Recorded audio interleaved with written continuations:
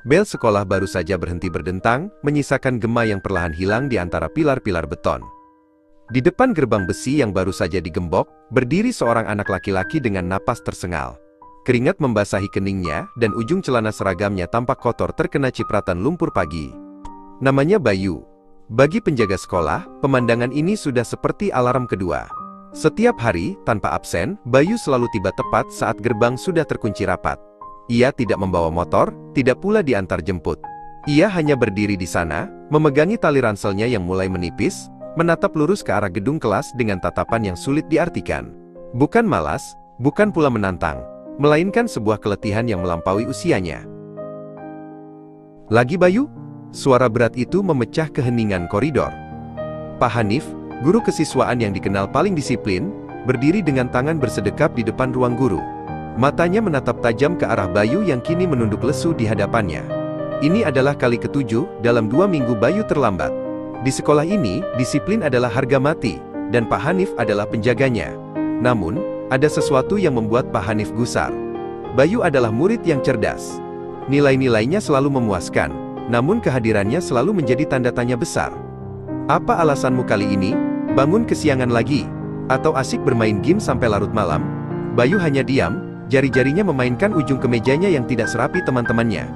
Ia tidak membela diri, tidak pula mengarang cerita tentang ban bocor, atau kemacetan yang mustahil di jalanan kampung mereka. Jauh sebelum matahari menyapa pucuk-pucuk pohon kelapa, saat langit masih berwarna biru pekat dan udara masih menusuk tulang, Bayu sudah terjaga. Di rumah kecilnya yang terletak di pinggiran desa, ia adalah satu-satunya sumber kehidupan. Sejak ayahnya meninggal 2 tahun lalu, dan ibunya menyusul setahun kemudian, rumah itu menjadi saksi bisu perjuangan seorang anak remaja. Bayu tidak memiliki waktu untuk bermimpi indah di bawah selimut.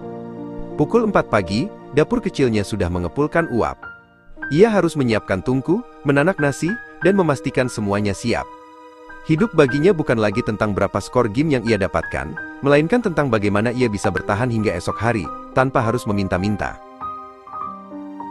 Dengan sebuah bakul besar yang digendong di punggungnya, Bayu melangkah menembus kabut pagi. Sepatunya yang sudah mulai jebol di bagian depan tak kuasa menahan embun yang membasahi rerumputan. Ia harus berjalan kaki sejauh 2 km menuju pasar tradisional sebelum berangkat ke sekolah. Di dalam bakul itu, terdapat bungkusan nasi uduk dan gorengan hangat. Ini bukan sekadar mencari uang jajan. Ini adalah cara Bayu menjaga martabatnya. Ia tidak ingin dikasihani sebagai anak yatim piatu yang malang. Ia ingin dikenal sebagai anak yang bisa berdiri di atas kakinya sendiri, meski itu berarti ia harus mengorbankan waktu istirahat dan ketepatan waktunya di sekolah.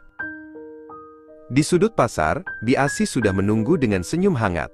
Ia adalah salah satu pemilik warung langganan yang menerima titipan dagangan Bayu. "Terima kasih ya Bay. Nasi udukmu selalu habis paling cepat," ujar Bi Asih, sambil menyerahkan beberapa lembar uang kumal hasil penjualan hari sebelumnya. Bayu tersenyum tipis, sebuah senyum yang jarang terlihat di sekolah. Bagi Bi Asih, Bayu adalah pahlawan kecil. Namun, pekerjaan Bayu tidak selesai di sini. Masih ada satu persinggahan lagi yang harus ia datangi sebelum ia bisa berlari menuju sekolah. Persinggahan inilah yang selalu memakan waktu paling lama, yang membuatnya harus berpacu dengan waktu, dan seringkali kalah oleh dentang bel masuk. Ketegangan di sekolah memuncak ketika kepala sekolah memanggil Bayu. Pak Hanif merasa harus ada tindakan tegas, karena keterlambatan Bayu sudah menjadi contoh yang buruk bagi murid lain. "Jika besok kamu terlambat lagi, kami terpaksa memanggil wali atau memberi sanksi skorsing," tegas Pak Hanif. Namun Pak Hanif sebenarnya menyimpan rasa penasaran yang mendalam. Sore itu, alih-alih pulang ke rumah, Pak Hanif memutuskan untuk membuntuti Bayu secara diam-diam. Ia ingin tahu kemana perginya murid cerdas ini setiap pagi, dan mengapa ia tampak begitu kelelahan di dalam kelas. Ia mengikuti Bayu yang berjalan kaki menuju arah yang berlawanan dari rumahnya, masuk ke sebuah gang sempit yang menuju ke area pemukiman tua. Di ujung gang itu, berdiri sebuah gubuk kayu yang hampir roboh.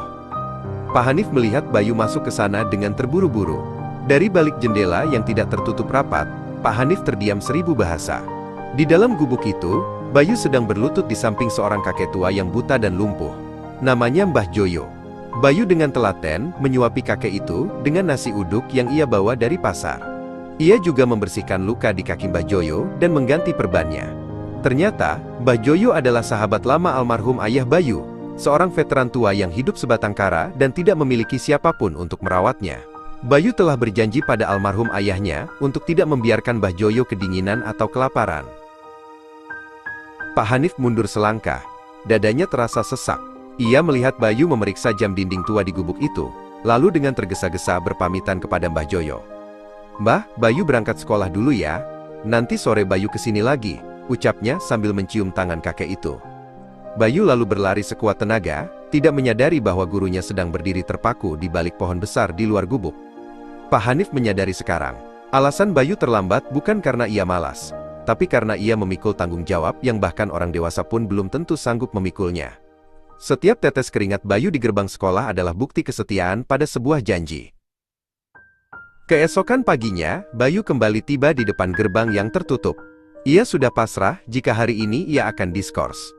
Namun, yang ia temukan bukan gerbang yang terkunci, melainkan Pak Hanif yang berdiri di sana memegang kunci gembok. "Selamat pagi Bayu," sapa Pak Hanif dengan suara yang jauh lebih lembut dari biasanya. Pak Hanif tidak menghukumnya. Sebaliknya, ia membukakan gerbang lebar-lebar. "Mulai besok, kamu tidak perlu berlari lagi. Bapak sudah bicara dengan pihak sekolah dan warga sekitar. Kami akan membantumu merawat Mbah Joyo, dan Bapak akan menjemputmu setiap pagi setelah kamu selesai mengantar nasi ke pasar." Bayu tertegun, matanya berkaca-kaca. Untuk pertama kalinya, dalam waktu yang lama, ia merasa tidak sendirian.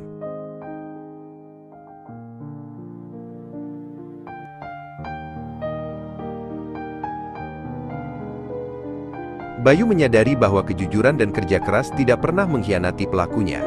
Terkadang, dunia memang terasa berat, namun selalu ada tangan-tangan tak terlihat yang akan membantu saat kita tetap berjalan di jalan yang benar. Di kelas hari itu, Bayu tidak lagi menunduk. Ia duduk tegak dengan sepatu yang meski masih tua, kini terasa lebih ringan. Ia belajar bahwa menjadi pahlawan tidak selalu harus mengenakan jubah atau memiliki kekuatan super. Terkadang, menjadi pahlawan hanya butuh sedikit waktu lebih lama untuk peduli pada mereka yang dilupakan. Dan di sekolah itu, tidak ada lagi yang mempermasalahkan jam kedatangan Bayu. Karena mereka tahu, di setiap detik keterlambatannya, ada secercah cahaya yang ia bagikan untuk kehidupan orang lain.